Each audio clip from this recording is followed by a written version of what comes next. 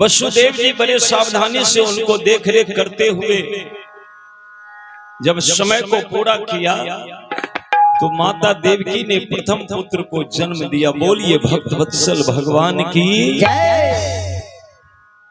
प्रथम पुत्र को जब जन्म दिए तो खुशी का लहर डोल गया माथुर मंडल में। बोलिए वृंदावन बिहारी लाल की जय।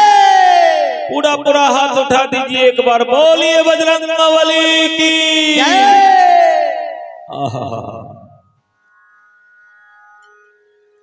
तो वसुदेव जी प्रसव घर के द्वार पर पहुंच गए। माता देवकी प्रसव पीड़ा से व्यथित थी, लेकिन दाई ने ज्यों ही कहा कि वसुदेव जी का आगमन हुआ है तो माता देवकी ने अपना आंखें खोली। वसुदेव जी याद दिलाया देवकी, हंसों में देवकी याद है ना, हमने कंस महाराज को वचन दिया था कि ज्यों ही मेरा संतान होगा एक एक संतान मैं आपके हवाले कर दूंगा। तो आज मेरा ये प्रथम संतान जन्म लिया है, तो इसीलिए हम अपने वचन को सत्य करने के हेतु यहाँ आए हैं। ये संतान मुझे दे दो। माता देवकी रो पड़ी, स्वामी ये आप क्या कह रहे हो? ये मेरा हृदय का टुकड़ा है, ये मेरे प्राण है, ये मेरा लाल है, ये मेरा लल्ला है, और आप अपने ही हाथ से लाला को ले जाकर के मृत्यु के मुंह में झोंकना चाहते हो। वसुदेव जी कहे कि देवकी प्रिय, समझने का प्रयास करो। इंसान की खुशबू रहती है, भले ही इंसान बदलते रहते हैं, लेकिन याद रखो जो पक्के इकरारों के हैं इकरारों पे मिट जाते हैं, और जो बातों के बातूनी है वो इकरार बदलते रहते हैं। हम अपने वचन को नहीं बदलेंगे। लाओ बच्चा। माता देवकी के गोद से वो नवजात बच्चा को वसुदेव जी ने छीन लिया। माता देवकी छाती पीट पीट कर रोने लगी, स्वामी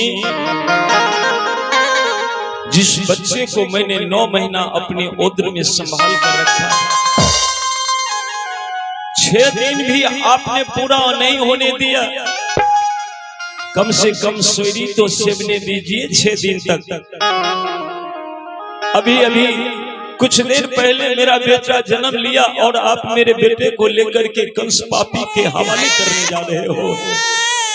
बच्चा जो रोने लगा ना, माता देवकी से रहा नहीं गया, प्रसव घर में फुट फुट कर रोने लगी। बेटा मैं क्या करूं बेटा, ये अभागी माँ है तुम्हारी। रो रो करके देवकी कहती है, नबेरे महीनमा नबेरे महीना मारे बेटा, ओत्र मेरा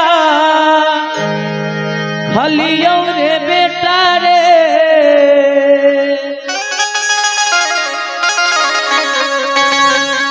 छबे दिन सही में नरे बेटा रे 16 हाथ के सरिया, अहो सरसों के तेल रे दुलरुआ, छोरी घरी शराबी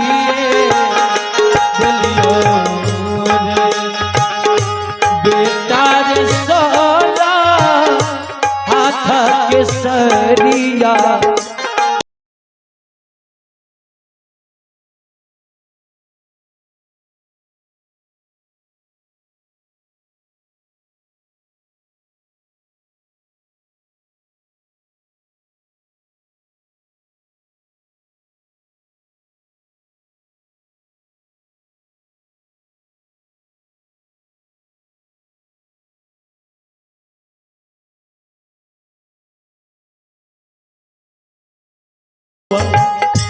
सोरी घर सराइए चलिए रे बेटा रे सोना हाथ के सरिया सरसों के तेल लहरे दुलरुआ सुरी माँ सरारिए दिलियो सुरी माँ सरारिए दिलियो रे बेटा रे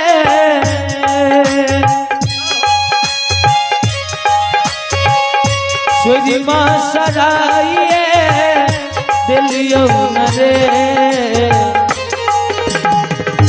बेटा रे सोला हाथ के सरिया हाँ सरसों के तेल लहरे दुलरुआ सोरी घर सराइए चलियो रे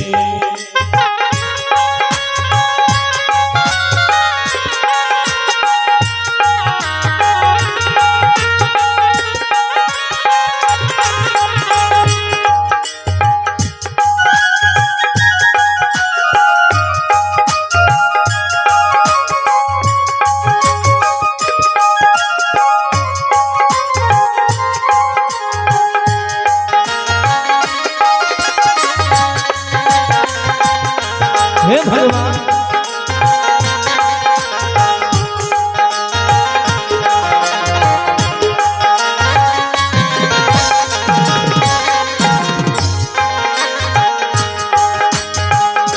क्या करा सुरतिया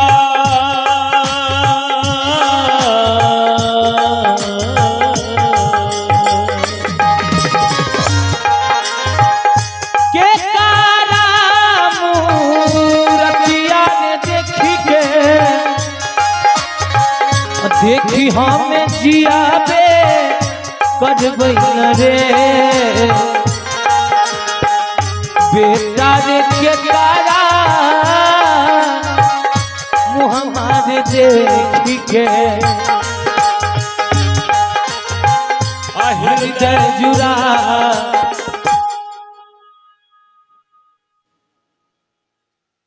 और देखा जाए ये माननीय मुखिया जी सुनील कुमार सोले जी इनके सौजन से इस सोहर पर 151 रुपए के दान आया है।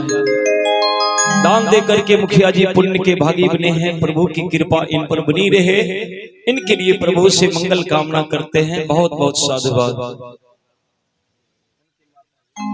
और ओम प्रकाश के माता जी के सौजन से 55 रुपए के दान आया है। भगवान की कृपा बनी रहे। माता जी सब परिवार सानंद जीवन यापन करिए। आपके लिए भगवान से हम मंगल कामना करते हैं। माता जी बहुत बहुत साधुवाद। आइए सुन रहे थे बेटा के कारा मुहम्मद देख के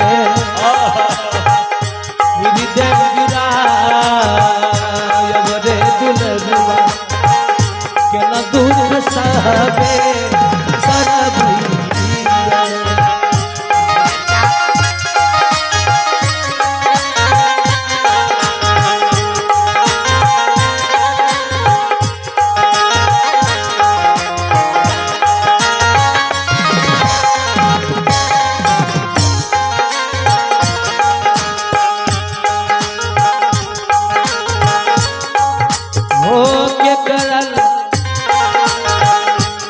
बादर दिया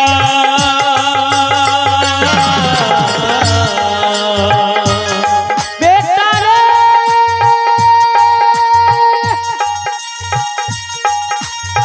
तुलरा रे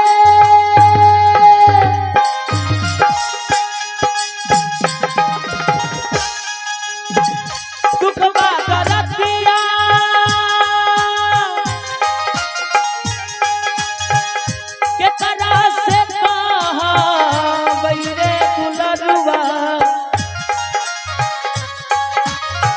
के ना हमें जिया में करबै न रे बेटा रे के तारा तेरे अंगिया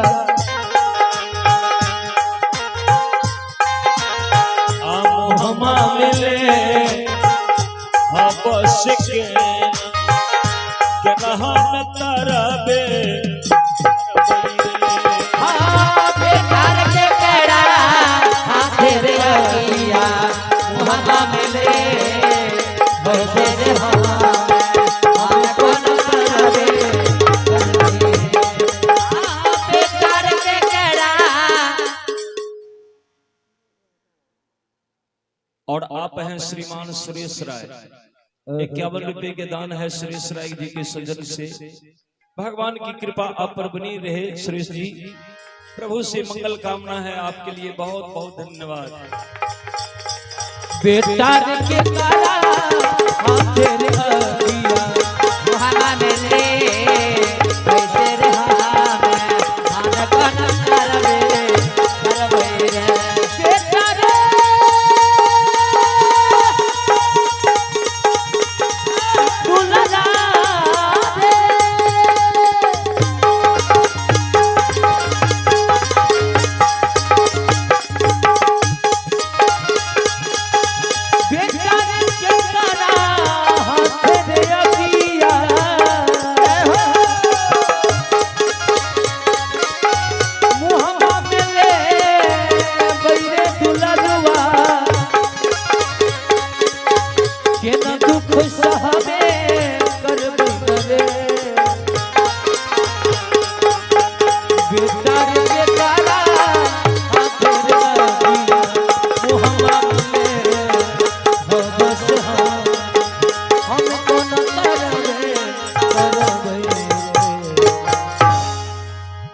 बोलिए भक्त वत्सल भगवान की जय।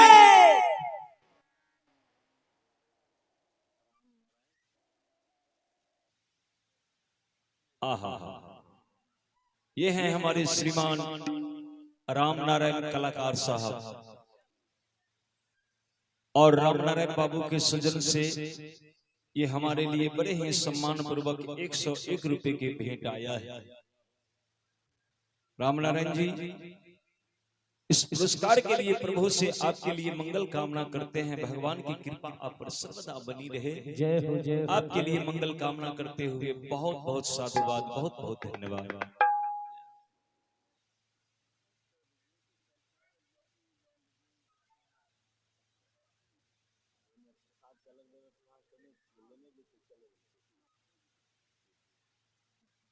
और हम अपने श्रोता भगवान से, माता बहन से, भाई लोग से निवेदन करेंगे कि जो भी श्रोता भगवान भजन में बैठना चाहे तो स्वागत है, बैठे यथासंभव, सेवा तो चल ही रहा है।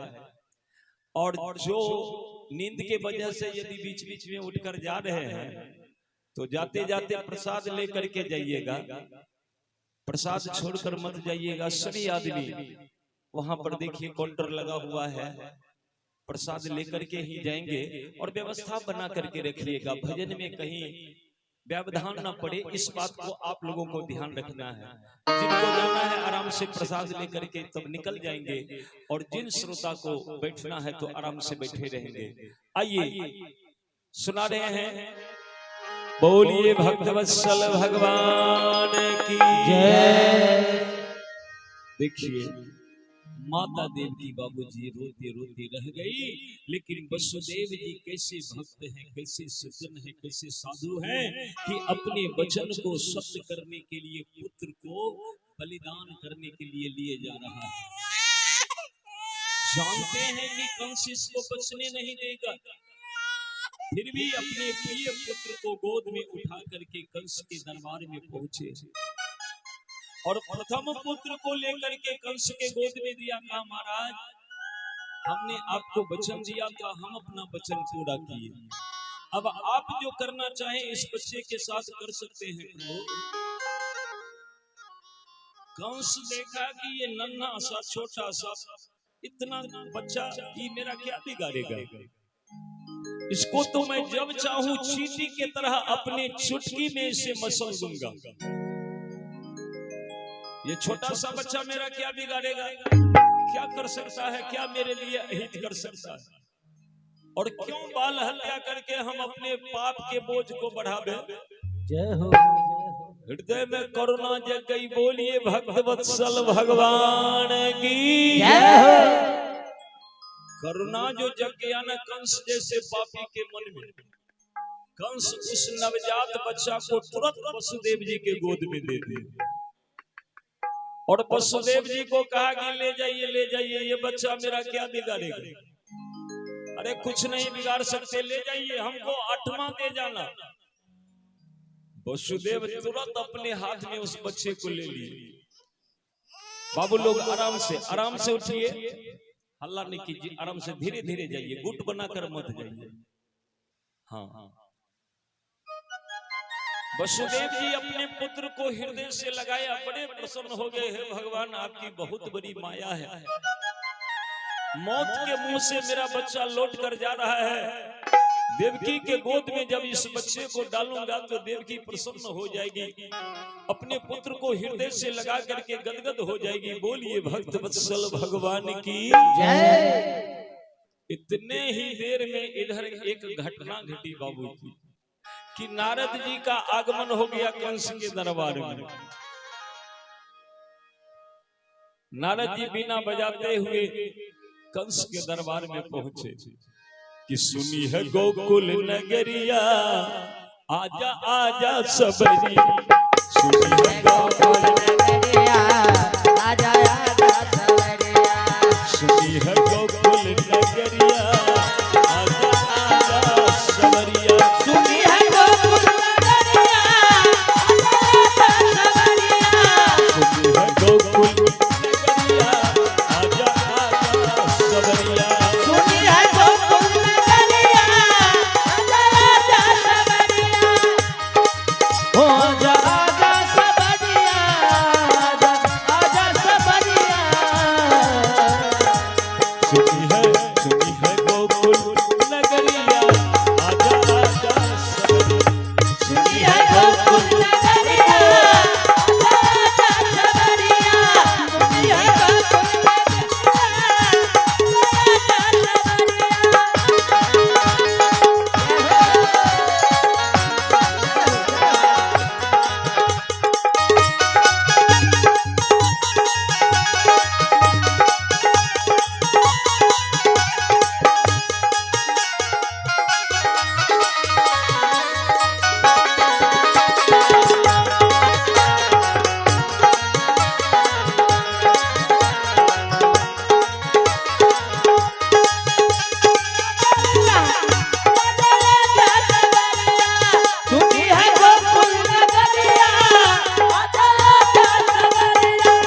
वृंदावन के तुम हो राजा, वृंदावन के तुम हो राजा, वृंदावन के तुम हो राजा, भक्तों को अब दर्श दिखा जा, भक्तों को अब दर्श दिखा जा, तुम्हें नगर और नगरिया, तुम्हें नगर और नगरिया, आजा आजा सबरिया, तुझे झूठे गुजरिया, आजा आजा सबरिया, सुनी है गोकुल नगरिया, आजा आजा सबरिया, सुनी है गोकुल नगरिया, आजा आजा सबरिया।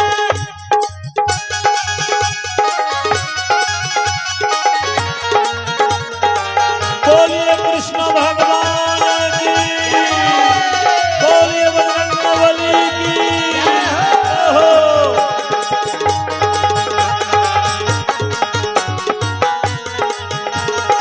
सुनी है गोकुल नगरिया, आजा आजा सबरिया,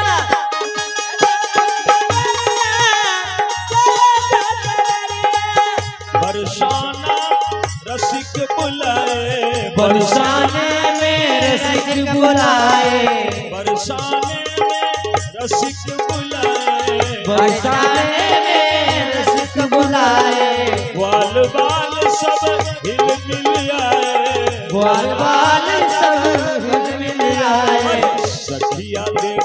डगरिया सखिया देखे डगरिया आजा आजा सबरिया सखिया देखे सुनी है गोकुल नगरिया आजा आजा सबरिया सुनी है गोकुल नगरिया आजा आजा सबरिया आजा आजा सबरिया ओ आजा आजा सबरिया आजा आजा सबरिया बोलिए वृंदावन बिहारी लाल की जय। नारद जी पहुंच गए कंस के दरबार। कंस बड़ा प्रसन्न दिख रहा था। नारद जी जो ही पहुंचे कंस ने बड़ा भव्य स्वागत किया। आइए आइए नारद बाबा। विराजी बड़े खुले हृदय से नारद बाबा को सारे स्वागत सत्कार करके जब कुशलो प्रांत पर पहुंचे तो नारद जी पूछ लिए कि कंस क्या बात है, आज बड़े प्रसन्न दिख रहे हो। कंस कहा कि नारद बाबा आज जीवन में हमने बहुत बड़ा पुण्य का काम किया। बोलिए भक्तवत्सल भगवान की जय। इसीलिए संत लोग बड़े बड़े ऋषि मुनि कहते हैं कि जब कोई अच्छा काम करो ना, जीवन में अगर कोई अच्छा काम कर लो तो किसी से कहो मत, नहीं कहना चाहिए। कंस वही गलती कर दिया। अच्छा काम तो किया लेकिन कह दिया नारद बाबा से, क्या अच्छा काम किए हो? नारद बाबा ने पूछ दिया। कहा कि आपको पता होगा कि वसुदेव ने वचन दिया था कि मेरे पत्नी के सर पर तलवार मत चलाइए कंस महाराज। इसके गर्भ से जितना बच्चा होगा एक एक करके सब आपके हवाले करते जाएंगे। तो देवकी के गर्भ से प्रथम पुत्र जन्म लिया और वो वसुदेव जी वो बच्चा मेरे गोद में देने के लिए आया। अब मुझे लगा कि इसको यदि मैंने मार दिया तो बाल हत्या का पाप लगेगा, इसीलिए दया करके मैंने उस बच्चा को वापस कर दिया, क्योंकि उससे हमको क्या लेना देना। हमें तो 8वां संतान चाहिए था ना, इसीलिए हमने उसको वापस कर दिया और जीवन में ये हमारे लिए पुण्य का काम हुआ है। बोलिए बजरंगबली की जय। नारद जी चिंता में पड़ गए कि बाप रे बाप, कंस के हृदय में करुणा जगह है, ममता जगह है। अगर इसी तरह ममता बढ़ता गया तो ये पुण्य करना शुरू कर देगा और पुण्य करेगा तो जल्दी कंस का अंत नहीं होगा, और जल्दी कंस का अंत नहीं होगा तो पृथ्वी के भार कैसे हल्का होगा? नहीं नहीं, इससे जितना जल्द हो सके जघन से जघन पाप करवा ही देना चाहिए, ताकि इसके पाप के घड़ा शीघ्र भरे, और पाप के घड़ा जो ही भरेगा तो फूटेगा। ये विचार करके सज्जनों नारद बाबा ने बड़ा सुंदर युक्ति लगाया। कहा कंस तुम्हारे हृदय में दया आया और बहन के पुत्र जानकर भगना मान करके तुमने उस नवजात बच्चा को छोड़ दिया, ये कह करके कि ये तो प्रथम है, ये पहला है, हमको 8वां से जरूरी है। लेकिन एक कंस, क्या पता यही पहला संतान 8वां हो जाए, कहीं यही पहला 8वां बनकर तेरा प्राण ले ले, तब क्या करोगे? अब कंस के भीकुटी घूम गया, सर चकराने लगा कि नारद जी ये क्या कह रहे हैं कि प्रथम कहीं 8वां हो जाए। कहा कि नारद जी प्रथम कैसे 8वां होगा? पहला पहला होता है, पहला को हम 8वां कैसे माने? तो नारद जी एक कमल के फूल अपने चरण बटुआ में से निकाल लिया और 8 पंखुड़ी उस फूल में लगा हुआ है, 8 पंखुड़ी लगा है। नारद जी उस कमल के फूल को कंस के सामने घुमा घुमा करके गिनती करा दिया। कहा इसमें कितने पंखुड़ी है? कंस कहा 8। कहा कि ठीक है, अगर मैं तुमसे कहूं कि इस 8 में पहला कौन है तो तू किसे चयन करोगे? कंस एक पंखुड़ी को पकड़ के बता दिया कि ये मेरे लिए पहला है। अब इस हाथ को ही मान लीजिए। अब कंस इसको पहला माना, 1 2 3 4 5, एक हाथ में 5 उंगली। नारद जी गिनती करवाया, कहा पहला किसको मानते हो? कहा इसको। कहा गिनो। तो कंस गिना 1 2 3 4 5। कहा ठीक है, तुम्हारे हिसाब से पहला ये है। कहा हाँ। कहा ठीक है, अब गिनती करो। नारद जी हाथ को उल्टा दी। ज्यों ही उल्टाए तो जिसको ये प्रथम गिने थे वह 5वां स्थान पर आ गया। बोलिए बजरंगबली की जय। अब तो कंस के सर चकरा गया। कहा कि यही कर्म कहीं उस बालक में हो गया तब, जिसको तुम प्रथम मान रहे हो, और कहीं यही विपरीत हो गया, यही 8वां हो गया तब। कंस कहा कि नारद जी आप बिल्कुल सत्य कह रहे हैं, क्या भरोसा, क्या भरोसा प्रथम ही 8वां बन जाए। बस नारद के कहने पर तुरंत कंस अपने सिपाहियों को भेजा। कहा जाओ और वसुदेव के उस पुत्र को अभी पकड़ के मेरे सामने लाओ। अभी वसुदेव जी अपने घर पहुंचे भी नहीं थे, मार्ग में ही सिपाही ने जाकर के उनको पकड़ लिया और उस प्रथम संतान को उनके गोद से छीन कर ले आया, कंस के हाथ में दे दिया। कंस पांव पकड़ के हवा में लहराकर पत्थर पर पटक दिया। आ जाओ, अब एक भी संतान को हम जीवित नहीं रहने देंगे। देवकी और वसुदेव को पकड़ के लाओ। सिपाही गया बाबूजी, और वसुदेव देवकी दोनों को पकड़ के ले आया। कंस ने दोनों को जेल में डाल दिया। हाथ में हथकड़ी, पांव में बैरी डाल करके काल कोठरी में बंद कर दिया। कंस के पिता उग्रसेन महाराज कहा कि कंस, अरे तू पूत नहीं कपूत है तू। आज तक पृथ्वी पर ऐसा कोई भाई किया है? अपने बहन को, अपने बहनोई को कोई जेल में डाला है? तू कितना दुष्ट हो गया। तू क्या कर रहा है? इतना बड़ा पाप करके तू क्या करेगा? अपने भांजा को मार करके जघन्य पाप किया है तूने। वसुदेव महाराज उचित बात जो बोले, कंस से रहा नहीं गया। सिपाहियों से कहा कि इसे भी ले जाओ, काल कोठरी में डाल दो। अपने पिता को भी कंस ने नहीं छोड़ा, उनको भी काल कोठरी में बंद करवा दिया। कवि ने गाया एक लाइन, अब बड़ा जुल्म करे कंस हर जवान हो भैया मथुरा नगर में। बड़ा जुल्म करे कंस हर जवान हो मथुरा नगर में। अब बड़ा जुल्म करे कंस जवे न हो भैया मथुरा नगर में। ओ बड़ा जुल्म करे कंस हर जवान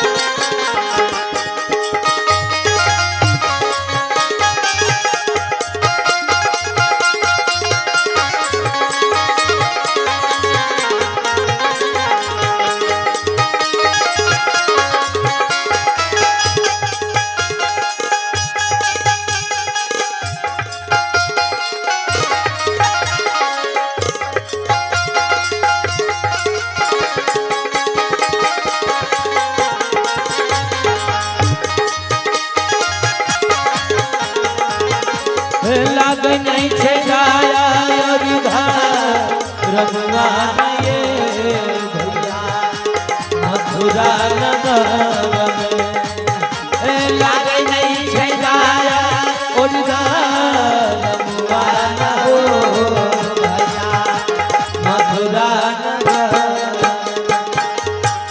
बहिन बहनोइया के हजलवा में डाल के ओ बहिन बहनोइया के जेलवा में डाल के बहिन बहनोइया के हजलवा में डाल के ओ बहिन बहनोइया के जेलवा में डाल के उनके ललानमा के पत्थर पे बाजार के हो के लाला के पत्थर पे बाजार के कहा के लइधारामा करनवान हो भैया खुदा नगर लई छे मुना के परवाना हो भैया मथुरा नगर में आ भगिना के लाला कई परवाना हो भैया मथुरा नगर हो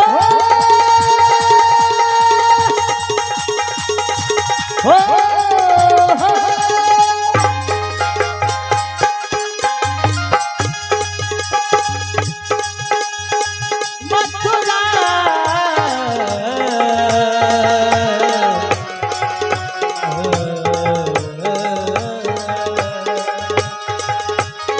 हो मथुरा नगर में हो बाबू मथुरा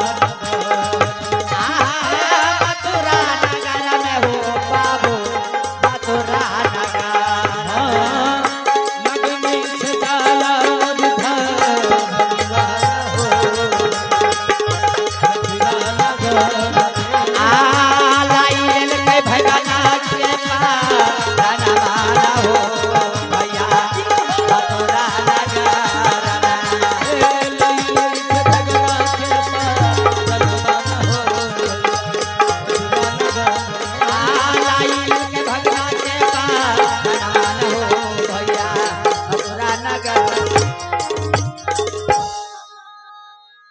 अपारा जुलुम करे कंसा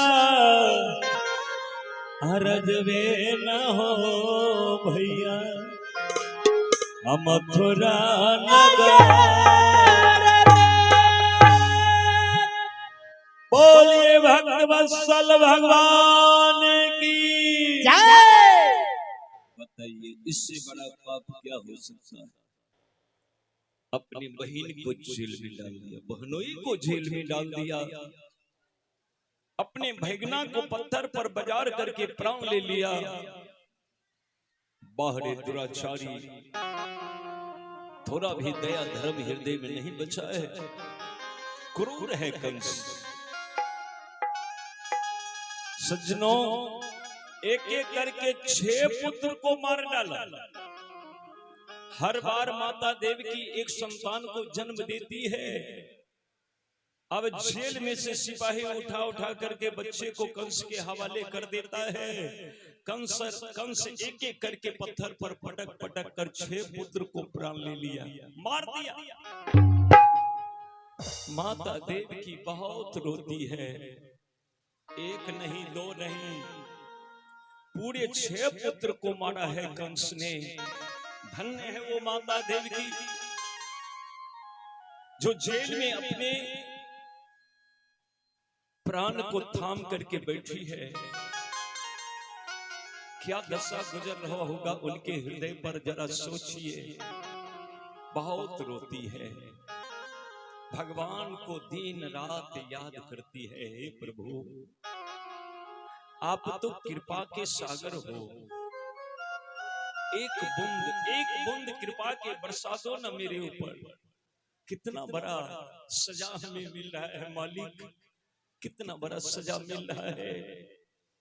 प्रभु की करुणा जग गई और प्रभु ने माता देवकी के गर्भ में शेष भगवान को भेजा, कहा कि आप मेरे बड़े भाई बन करके चलिए, मैं आ रहा हूं बाद में। शेष जी 7वें गर्भ में आकर के वास किया। तो माया को, योग माया को कह करके प्रभु ने 7 महीने के बाद उस गर्भ को आकर्षित करके खिंचवा लिया और माया इस गर्भ को ले जा करके वसुदेव जी के जो एक प्रथम पत्नी थी रोहिणी, उसके गर्भ में जाकर के स्थापित कर दिया। वही 7वां पुत्र रोहिणी के गर्भ से जन्म लिया और वही भगवान कृष्ण के बड़े भाई हुए जो शेषा अवतार बलराम जी हैं। बोलिए भक्त वत्सल भगवान की जय। और अब आई 8वां की बारी। अब तो कंस चौकन्ना हो गया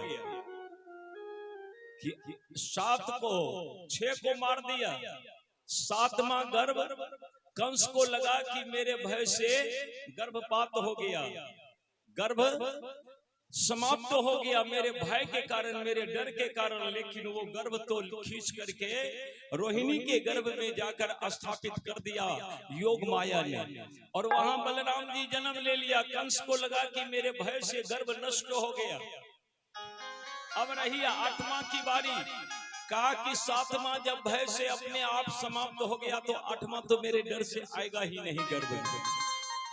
फिर भी चौकन्ना हो गया कंस, शक्ति से सख्त पहरा लगा दिया। देवकी और वसुदेव पर अनेक सिपाही को लगा दिया कि हर वक्त हर पल उस पर ध्यान रखना।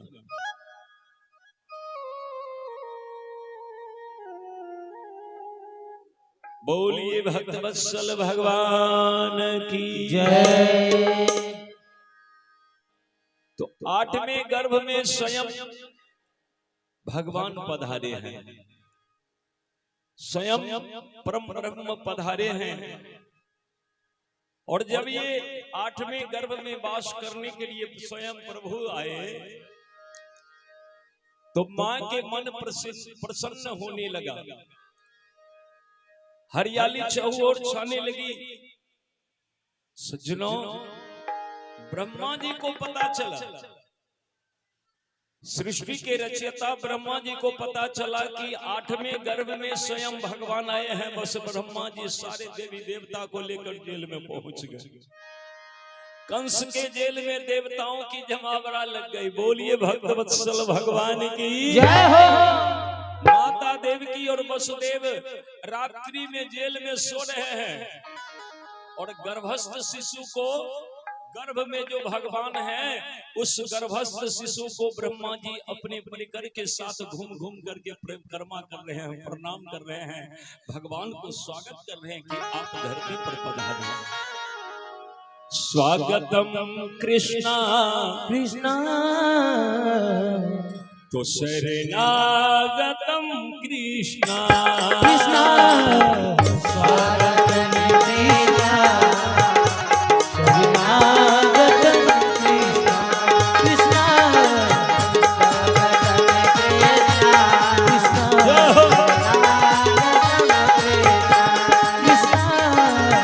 स्वागतम कृष्णा कृष्णा शरणागतम कृष्णा।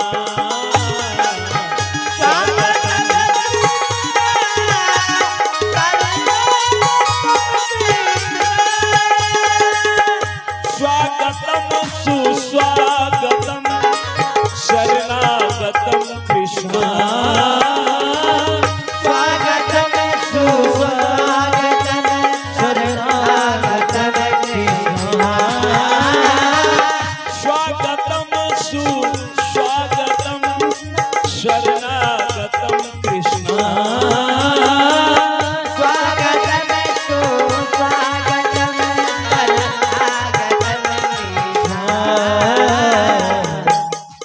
माता देवकी के गर्भ में भगवान स्वयं पधारे हैं और माँ देवकी के गर्भ में भगवान हैं और ब्रह्मा जी ब्रह्मलोक से पूरे परिकर के साथ आकर स्वागत करते हैं। धरती पर आए हैं सारे देवता और हम लोग धरती के वासी हैं, तो भगवान के जरा हम लोग भी स्वागत करें।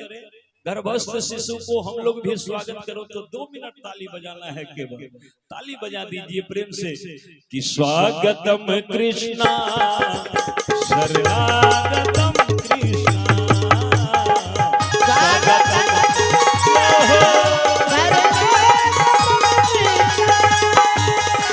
स्वागतम कृष्णा शरणागतम कृष्णा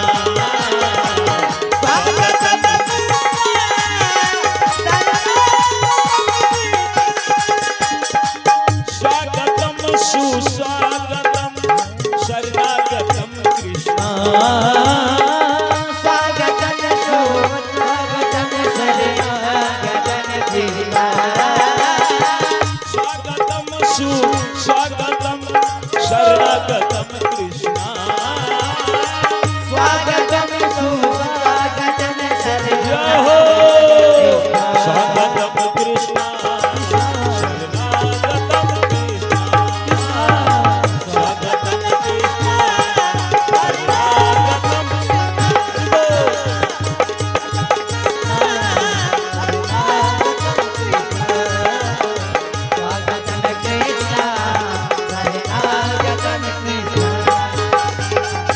बोलिए भक्तवत्सल भगवान की गर्भस्थ शिशु को ब्रह्मा जी सभी देवता आकर के परिक्रमा करके चले गए।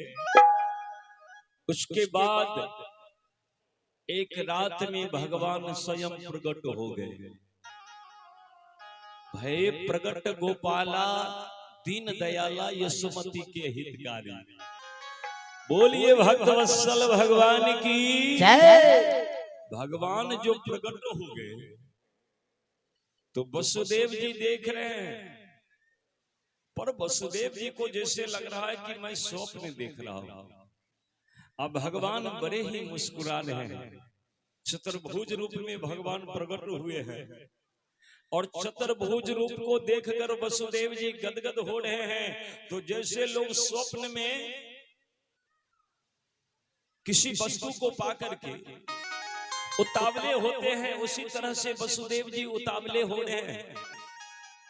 उनको समझ में ये नहीं आ रहा है कि साक्षात नारायण मेरे सामने हैं, इनके चरण में दंडवत प्रणाम करें, वंदन करें। नहीं, कुछ नहीं। ये भगवान के पीछे पीछे पीछे पीछे पीछे पीछे घूम रहे हैं जेल के अंदर। तब भगवान थोड़ा कृपा किए तो माया से बाहर निकाल दिए वसुदेव जी को। जब माया से बाहर निकले वसुदेव, तब आभास हुआ कि बाप रे बाप, साक्षात अखिल ब्रह्मांड के नायक मेरे सामने है। बोलिए भक्तवत्सल भगवान की। तब वसुदेव जी हाथ जोड़े, देवकी को जगाए कि देवकी जगो जगो जगो, देखो आज सौभाग्य का उदय हुआ है, आज स्वयं नारायण जेल में पधारे हैं। माता देवकी आंख खोलती है तो प्रभु के उस चतुर्भुज रूप देखकर गदगद हो जाती है और तनिक देर के बाद रोने लगती है माता देवकी। अब क्या हुआ? भगवान कहे, मैया तुम रोने लगी? हाँ मैं रोने लगी। क्यों? कहे कि आप ही चतुर्भुज रूप में आए हो, तो क्या मैं आपको अपने गोद में खिला पाऊंगी? क्या आप मेरे इस गोद में समा सकोगे? तनिक देर ही सही, लेकिन मेरे गोद में आओ। बेटा का असमय है, हमें लूटने दो।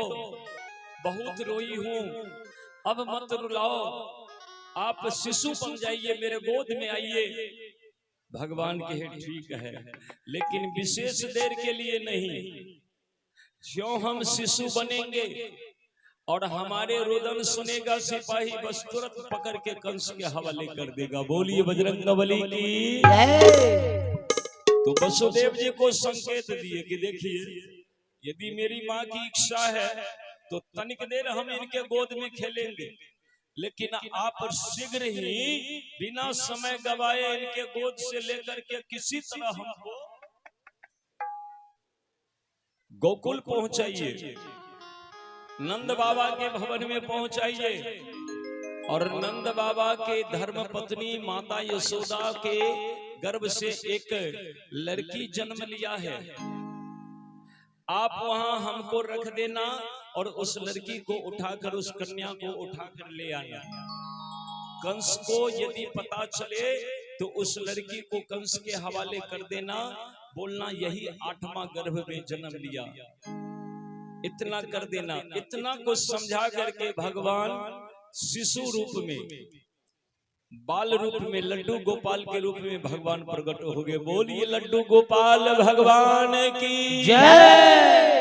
गाया है एक कवि ने, लड्डू गोपाल मेरो लड्डू गोपाल, लड्डू गोपाल मेरो लड्डू गोपाल, लड्डू गोपाल मेरो लड्डू गोपाल, लड्डू गोपाल मेरो लड्डू गोपाल। छोटा सा है लल्ला मेरा करतब करे कमाल, छोटा सा है लल्ला मेरा करतब करे कमाल। लड्डू गोपाल मेरा लड्डू गोपाल, लड्डू गोपाल मेरा लड्डू गोपाल, लड्डू गोपाल मेरा लड्डू गोपाल, लड्डू गोपाल मेरा लड्डू गोपाल।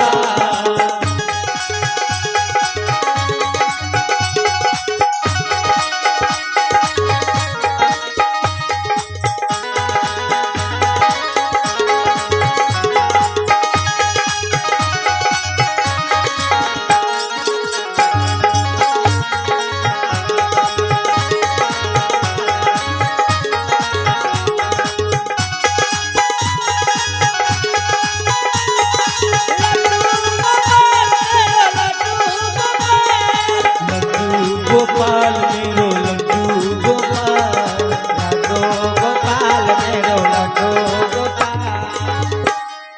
रोज सवेरे उन्हें जगाओ, गंगा जल स्नान कराओ, गंगा जल स्नान कराओ, गंगा जल स्नान कराओ। रोज सवेरे उन्हें जगाओ, गंगा जल स्नान कराओ, गंगा जल स्नान कराओ, गंगा जल स्नान कराओ, गंगा जल स्नान कराओ। नए नए इन्हें वस्त्र पहनाओ, नए नए वस्त्र पहनाओ, नए नए इन्हें वस्त्र पहनाओ।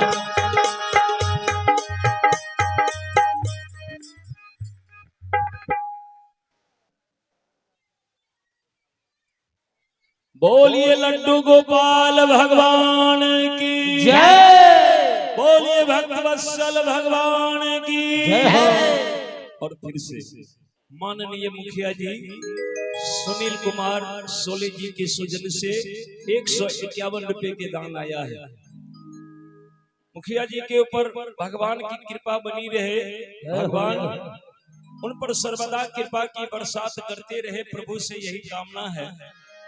हृदय से धन्यवाद है मुखिया जी के लिए, बहुत बहुत धन्यवाद।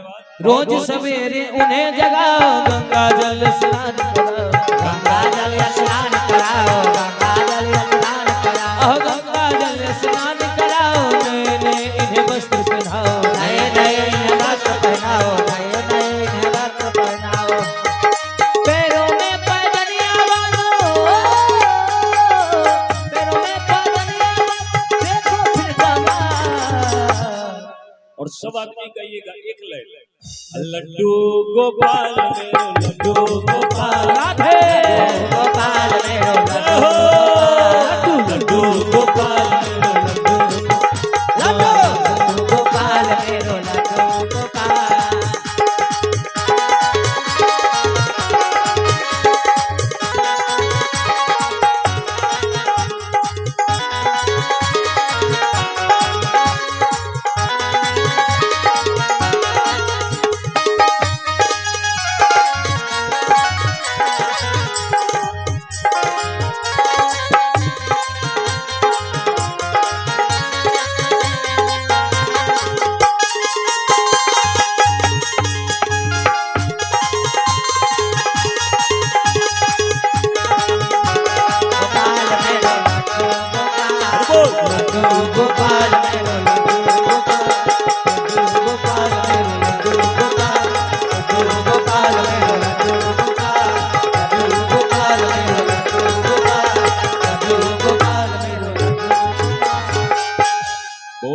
भक्त वत्सल भगवान की जय।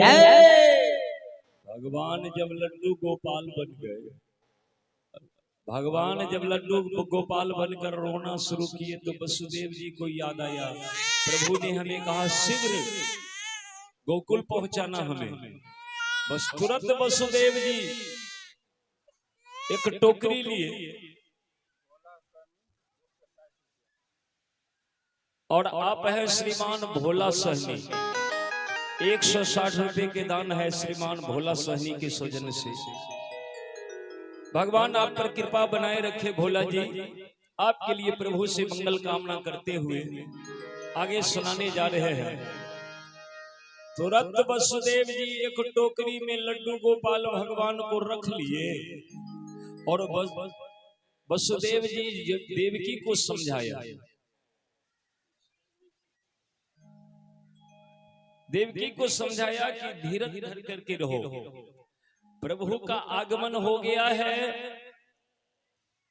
अब तुरंत इस दुख से हमें निवारण मिल जाएगा। देवकी को आश्वासन देकर के वसुदेव जी टोकरी लेकर के जो ही जेल के द्वार पर पहुंचे तो प्रभु की माया देखी कि सारे सिपाही गहरी निद्रा में सो रहे हैं, जेल के द्वार खुला हुआ है। वसुदेव जी बिना झंझट के जेल से बाहर निकल गए। लेकिन सावन भादो के महीना, अंधेरी रात, मध्य रात्रि की कथा है। अब ज्यों ही वसुदेव जी टोकरी लेकर के बाहर निकले तो सबसे पहले मेघराज देख लिया। मेघ जो देखा टोकरी में बाल भगवान को, मेघ गरजने लगा, गरज गरज करके बरसने लगा और बड़ा बड़ा बूंद टपकने लगा बाल कृष्ण भगवान के ऊपर। भगवान को जो चोट लगने लगा ना बूंद के, तो भगवान मुस्कुराने लगे। तो शेष नाग देखा कि ये मेघ तो बड़ा दुष्ट है, इसको पता नहीं है कि भगवान बच्चे बने हैं और इतना इतना पत्थर, बड़ा पत्थर के समान जो बूंद पड़ रहा है, तो मेरे बाल कृष्ण को चोट लग रहा होगा। शेष भगवान आकर के टोकरी के ऊपर में छतरी के तरह अपने फन को फैला दिया। बोलिए कृष्ण भगवान की। अब पीछे पीछे शेष भगवान रक्षा करते हुए चल रहे। तो मेघ गरज गरज करके कहा कि ये शेष भगवान ये क्या कर रहे हैं आप? बहुत दिनों के बाद अपने मित्र को स्वागत करने का अवसर हमको मिला और आप बीच में व्यवधान डालते हैं। अब मेघ भगवान के मित्र कैसे हो गए? तो मेघ स्वयं कहते हैं कि हम दोनों में काफी समानता है। कैसे? तो मेघ बताया कि भगवान भी जब भक्त पर प्रसन्न होते हैं तो कृपा के बरसात कर देते हैं और हम भी जब किसान पर प्रसन्न होते हैं तो इनके खेत में जाकर के वर्षा बरसा देते हैं। वो कृपा के बरसात करते हैं, हम जल के बरसात करते हैं। बोलिए कृष्ण भगवान की जय।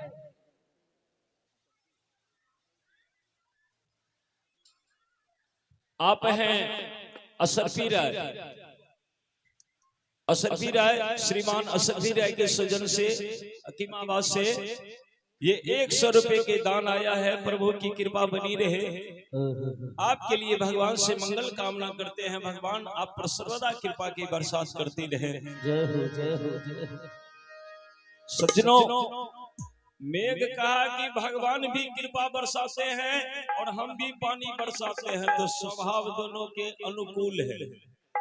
दूसरी बात, भगवान भी श्याम वर्ण और मेघ भी श्याम वर्ण कहा, इसीलिए इनको मैं अपना मित्र मानता हूँ। बोलिए कृष्ण भगवान की जय। तो शेष भगवान कहा कि ये मेघराज शर्म नहीं आती तुम्हें? मित्र का काम है कि मित्र को सुरक्षा प्रदान करना, और तुम कैसे दुष्ट मेघ मित्र हो कि अपने बाल मित्र को कठोर कठोर बूंद से चोट पहुंचाते हो। खबरदार, अब एक बूंद प्रभु पर नहीं गिरने दूंगा। और छतरी के तरह शेषनाग अपने फन को सजा करके और वसुदेव जी के पीछे पीछे चलना शुरू किए। विष्णुदेव जी को पता नहीं है। चलते चलते जब यमुना किनारे पहुंचे तो यमुना किनारे पहुंचे तो देखा वसुदेव जी की जल बिल्कुल ठीक ठाक है, जलस्तर एकदम सतह से नीचे चल रहा है। उनको लगा कि ठौना भर से कम ही पानी होगा। सो वसुदेव जी बिना संकोच के यमुना में प्रवेश कर गए टोकरी लेकर के। और ज्यों ही कुछ दूर आगे बढ़े कि सराख से पानी छाती भरा गया। बोलिए कृष्ण भगवान की। अब तो वसुदेव जी डर गए। तब तक तो बीच यमुना में पहुंच गए। तो वसुदेव जी सोचने लगे कि हे मालिक ये क्या हो रहा है, क्या मुझे इस यमुना में डूबकर मरने की स्थिति आ गया है क्या? अगर ऐसा है तो मालिक इस पानी में डुबाकर मत मारो। प्राण लेना है तो ऊपर हो जाता हूँ, प्राण ले लेना, लेकिन जल में डुबाकर मत मारो, बड़ी बदनामी होगी। एक लाइन गाया है कवि ने कि एक बार ही जी भर के सजा क्यों नहीं देते, एक बार ही जी भर के सजा क्यों नहीं देते, एक बार ही जी भर के सजा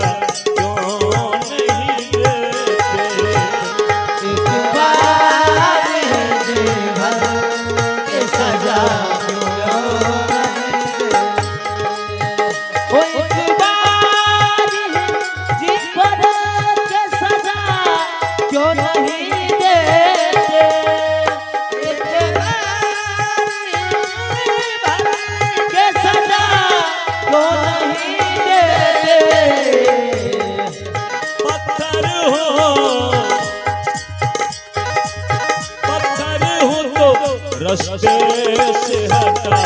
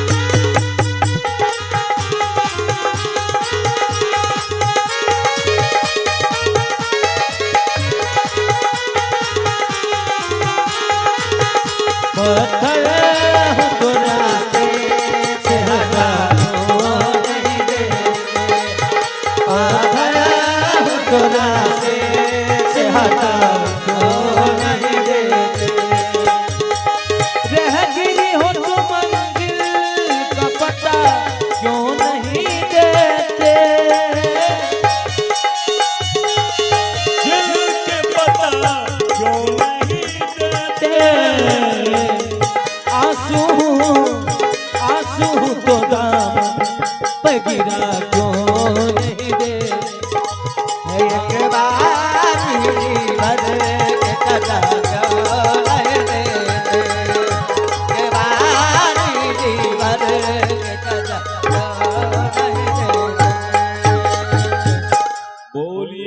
वत्सल भगवान की जय।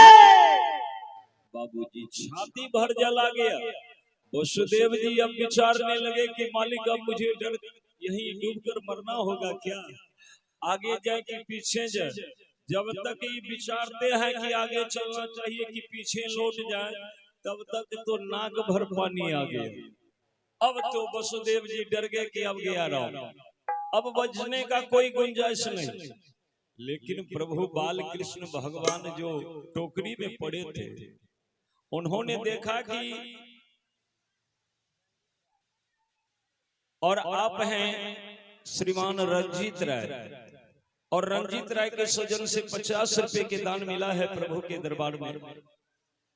भगवान की कृपा आप पर बनी रहे रंजीत जी। आप सब परिवार सानंद जीवन यापन करिए, मंगल कामना करते हैं आपके लिए। बहुत बहुत धन्यवाद। सज्जनों, बाल कृष्ण भगवान देख लिए कि ये जमुना उतावली हो रही है।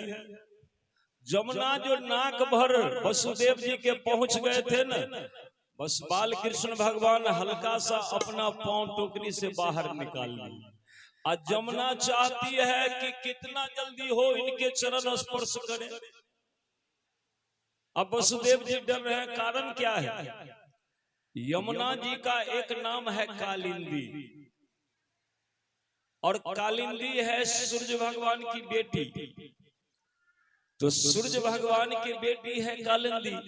जब सूर्य लोक में ये होती थी तो नारद जी कभी कभी सूर्य लोक जब जाते थे तो नारद जी भगवान कृष्ण के पूर्व के चरित्र सुनाते थे। तो भगवान के चरित्र सुनकर, लीला सुनकर सूर्य के बेटी यमुना जी को भगवान से प्रीति हो गई। तो उसी जगह वो यमुना संकल्प किया कि हम यदि विवाह करेंगे तो केवल कृष्ण से करेंगे।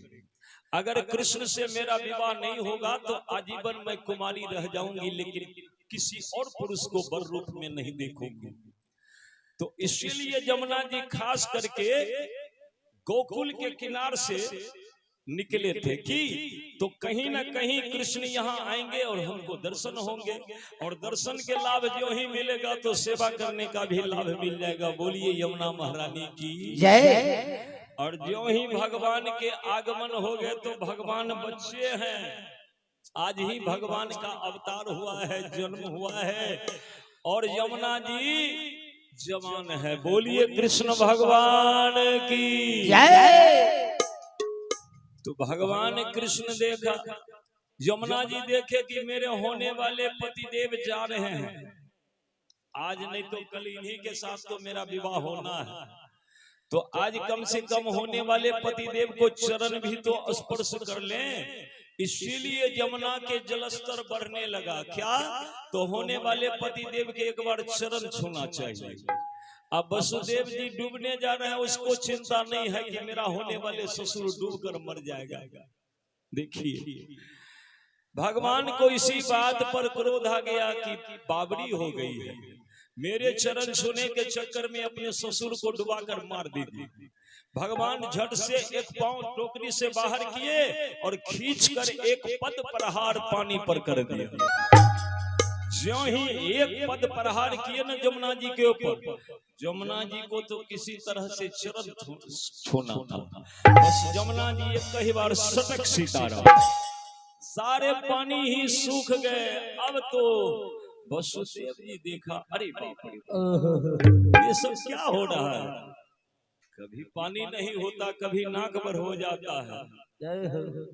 तो फिर टोकरी को संभाल कर देखते हैं कि बच्चा ठीक है न, तो बच्चा के एक पांव टोकरी से निकला हुआ है। बस वसुदेव जी बच्चा के चरण पकड़ लिए, प्रभु के चरण पकड़ लिए। वसुदेव जी जो चरण पकड़े तो प्रभु कहे कि अब अनर्थ हो जाएगा, अब शीघ्र पहुंचना चाहिए। बस भगवान अपने पांव को खींच करके टोकरी में समेट करके रख लिए, और फूल जैसे टोकरी हल्का हो गया। बस वसुदेव जी दौड़ने लगे टोकरी लेकर। दौड़ गए वसुदेव जी, क्यों ना गोविंद के गुण गाऊं रे, ओ क्यों ना गोविंद के गुण गाऊं रे, क्यों ना गोविंद के गुण गाऊं रे। तेरी डोरी की जीवानी पल पल मिलती जाए, जवानी का है हीरा रतन का।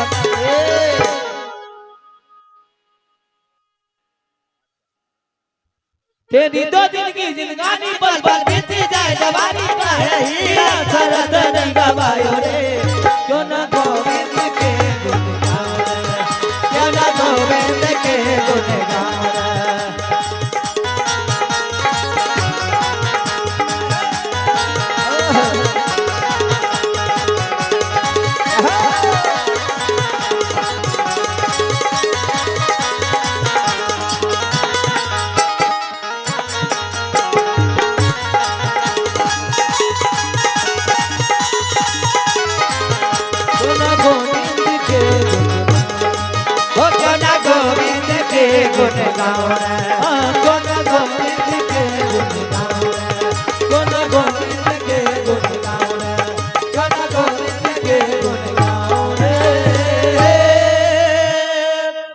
भक्त वत्सल भगवान की वसुदेव जी टोकरी संभाल करके सीधे नंद बाबा के भवन में प्रवेश कर गए। प्रभु की लीला है, सब सो रहे थे, सारे द्वार खुले हुए थे। अब बिना रोक ठोक के वसुदेव जी नंद बाबा के भवन में प्रवेश किए और चलते चलते उस कक्ष में पहुंच गए जहां मां यशोदा सो रही थी। मां यशोदा गहरी निद्रा में सो रही है और योग माया जो वहां पर लीला कर रहे हैं, योग माया जो उनके गर्भ से अवतरित हुए, योग माया पजरा लग करके अपना खेल रही है और यशोदा मैया को कुछ पता नहीं। यशोदा जी को कुछ पता नहीं, वो गहरी निद्रा में अपना सो रही है, योग माया खेल रही है, कन्या खेल रही है। वसुदेव जी गए, टोकरी रख दी और टोकरी में से बाल कृष्ण भगवान को उतार कर यशोदा के पजरा लगाकर सुला दिए और योग माया को उठाकर टोकरी में रख करके और वस्त्र से ढक करके टोकरी को सर पर लेकर के सीधे कंस के जेल में पहुंच गए। जब कंस के जेल में पहुंचे, हाथ में हथकड़ी, पांव में बरी लगाकर जो ही वसुदेव जी बैठे कि योग माया रोना शुरू किया।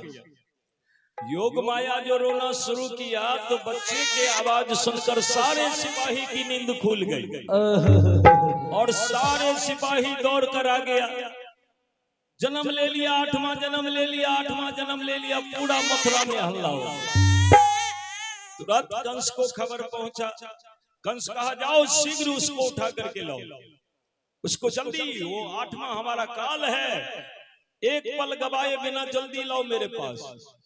बस सिपाही सब दौड़ कर गए और वो 8वां संतान जान करके योग माया को ही माता देवकी के गोद से खींच ली और वो 8वां संतान कन्या के रूप में है। फिर भी कंस को समझ नहीं आ रहा। सिपाही ने जो ही कंस को दिया, कंस बस पूर्ववत एक पांव पकड़ के हवा में लहराना शुरू किया। पत्थर के सामने जाकर ज्यों ही पटकना चाहता है कंस कि हाथ से योग माया छूटकर आकाश मार्ग के ओर बढ़े। नहीं मार सका कंस। आकाश मार्ग में जाकर के योग माया अष्टभुजी रूप बन करके सारे हाथ में आयुध लेकर के ठाका मारने लगे। बोलिए दुर्गा मैया की जय हो। तो वही अष्टभुजी है दुर्गा जी, साक्षात शक्ति है, योग माया है और माता यशोदा के उदर से उनका उत्पत्ति माना गया है भागवत के अनुसार, भागवत महापुराण के अनुसार। तो 8वां वो योग माया स्वयं आकर के अष्टभुजी बन करके घर घर में, आज कलयुग में भी घर घर में उनकी पूजा होती है। ये कृष्ण भगवान का देन है। कृष्ण भगवान उनको वचन दिए थे कि तुम मेरी बहन बन करके चलो और कलयुग में हम तुम्हें आशीर्वाद देते हैं कि जो भक्त तुम्हारे यहाँ जाएंगे और तुमसे वरदान मांगेंगे तो वो सारे सामर्थ्य तुम्हारे पास होगा। तुम जिसको जो वरदान दोगी वो सारे वरदान फलित होंगे और अष्टभुजी बन करके घर घर में पूजे जाओगे। तो आज देखते हैं ना कि हर एक वर्ष शारदीय नवरात्रा में बड़े धूमधाम से माता दुर्गा के 9 दिन तक पूजा होती है। बोलिए दुर्गा मैया की जय। तो वही दुर्गा माँ अष्टभुजी ऊपर से ऐलान किए, रे दुष्ट कंस तू हमें मारने चला है। अरे हमें मार करके भी तुम्हें क्या मिलेगा और तुम मुझे कुछ नहीं कर सकते। तुम्हारा काल तो जन्म ले लिया और ध्यान रहे इसी आसपास में तेरा काल पल रहा है, समय आएगा तो वो स्वयं तुम्हारे पास आ जाएगा। बोलिए भक्त वत्सल भगवान की जय। अब तो कंस व्याकुल हो उठा। कहा जिसके लिए इतना बड़ा हम पापाचार भी किए और वो काल भी बच गया अभी तक, लेकिन प्रभु अब थोड़ा चलिए नंदगांव बाबा नंद के घर में जाकर के देखते हैं। नंद बाबा के एक बहन के नाम है सुनंदा। तो माता यशोदा जब गर्भ धारण किए थे तो नंद बाबा अपने बहन को बिदागरी करके ले आए। क्या? तो संतान होगा तो तुम रहोगी तभी ना अपने भाभी को देख रेख करेगी, बच्चे को देख रेख करेगी। चलो यहाँ क्या हुआ कि सब के सब सो रहे हैं, माता यशोदा भी सो रही है और वसुदेव जी जो बच्चा दे गए वो बच्चा बाल कृष्ण भगवान खेल रहे हैं, हंस रहे हैं, मुस्कुरा रहे हैं। इतने में सुनंदा की आंखें खुली, सुबह हो गया।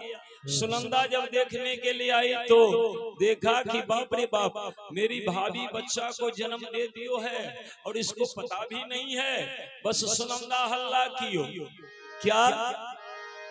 हाथी घोड़ा पाल की जय कन्हैया लाल, हाथी घोड़ा पाल की जय कन्हैया लाल। ओ जन्म लियो किसी कन्हैया ने जन्म लियो। ओ जन्म लियो किसी कन्हैया ने जन्म लियो। जन्म लियो मुरली बजैया श्याम जन्म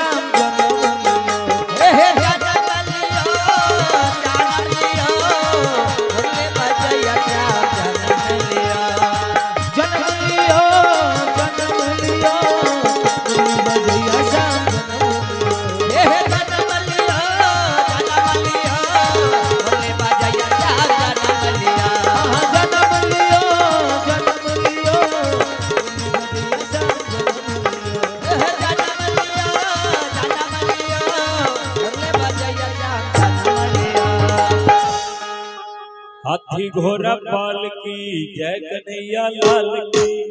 पूरे नंदगांव में ये गूंजने लगा आवाज। सुनंदा घर घर में ये खबर पहुंचा दिए। अब सब दौड़े,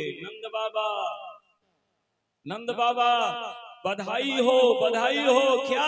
तो आपको भगवान ने बेटा दियो है। किसी ने कहा कि नहीं नहीं बेटा नहीं। तो कहा क्या हुआ है? कहा कि नंद के आनंद भयो, स्वयं आनंद इनके घर में प्रकट हुआ है। बोलिए आनंद कंद भगवान की। नंद के आनंद भयो जय कन्हैया लाल की। हाथी दीन घोड़ा दीन और दीन पाल की। नंद के आनंद भयो जय कन्हैया लाल की। बाबूजी 6 दिनों तक नंद बाबा खुले हाथों से दान करते रहे। जो याचक आते हैं जो मांग देते हैं। कोई गाय मांगते हैं, कोई भैंस मांगते हैं, कोई बैल मांगते हैं, कोई घोड़ा, कोई कुछ। जिनको सोना चांदी हीरा जवाहरात मणि माणिक जो मांगते हैं नंद बाबा खुले हाथों से लुटा रहे हैं। 6 दिनों तक नंद बाबा इस खुशी को इस तरह से मनाया कि नंदगांव में ये लगा कि उत्सव हो गया 6 दिनों के लिए। छठी जब हो गया ना, भगवान के छठी के दिन जब आ गया तो पूरे ब्रजमंडल के जितने नर नारी है उस दिन तो घर घर से ढेर सारे बधाई लेकर नंद बाबा के घर में पहुंच गए। पर सब विचार किए कि छठी के अवसर पर भगवान को क्या प्रिय है, भगवान को क्या दिया जाए। तो देखिए भगवान के चरित्र में ये बात आता है कि भगवान को छठी के अवसर पर चावल और कढ़ी भी चढ़ाया जाता है कहीं कहीं। कहा ऐसा क्यों? तो भगवान के एक मित्र थे जो बहुत गरीब थे। तो भगवान जब गोचारण करवाने के लिए जाते थे तो इनके साथ अनेक साथी संगी सब जाते थे। तो कोई माखन लेकर के जाते थे, कोई रोटी, कोई सुंदर सुंदर पकवान लेकर के जाते थे। लेकिन भगवान कृष्ण सबके लिए कुछ न कुछ लेकर के जाते थे। तो इनका जो वो गरीब मित्र था तो वो समझते थे कि सबको सुंदर सुंदर पकवान है और मेरा चावल करी है, भात करी है, ये देखेंगे तो हमारा अवहेलना होगा। तो वो एकांत में जाकर के खाते थे। तो भगवान कृष्ण विचार किए कि ऐसा क्यों हो रहा है। तो उन्होंने एक साथी से पूछा, तो एक साथी ने बताया कि ये गरीब है और सबसे साधारण भोजन ये लाता है, तो लाज के मारे एकांत में खाता है। तो भगवान दूसरे दिन से क्या किए, जिधर जिधर वो गरीब साथी जाते थे वहां वहां भगवान पहुंच जाते थे। और ज्यों ही वो अपना पोटली खोल करके खाने के लिए तैयार होते थे तो भगवान सबसे पहले उसमें से लेकर खा लेते थे। खाते खाते भगवान भात और कढ़ी के रसिक हो गए। तो छठी में भगवान को भात और कढ़ी भी चढ़ाया नंद बाबा ने, और अनेक सारे पूजा पाठ 56 प्रकार के भोग भगवान को लगाया। और पूरे वेद विधान से सारे ब्राह्मण को न्योता दिए, सब आए और स्वास्थ्य वाचन करके मंत्रोच्चारण के बीच बड़े धूमधाम से कृष्ण भगवान के छठी मनाया, जिस तरह से आप लोग आज मनाए हैं। बोलिए कृष्ण भगवान की जय। तो छठी के अवसर पर आप लोगों ने भगवान के ये प्रसाद जो ग्रहण किए हैं, तो प्रसाद में एक बहुत बड़ा गुण है। 2 मिनट आप लोग शांति बनावे और सुने इस बात को। फिर एक फरमाइश मिला है कि सोहर समदन सुनाया जाए, तो भगवान के जन्म के सोहर भी सुनेंगे आप, समदन भी सुनेंगे। और उससे पहले बस एक थोड़ा सा चर्चा मैं आपको सुनाऊं। प्रसाद का मतलब क्या होता है? देखिए, परो संयुक्त स्व आकार 2 होता है प्रसाद। तो परो संयुक्त को अलग कर लीजिए और इसका मतलब निकालिए।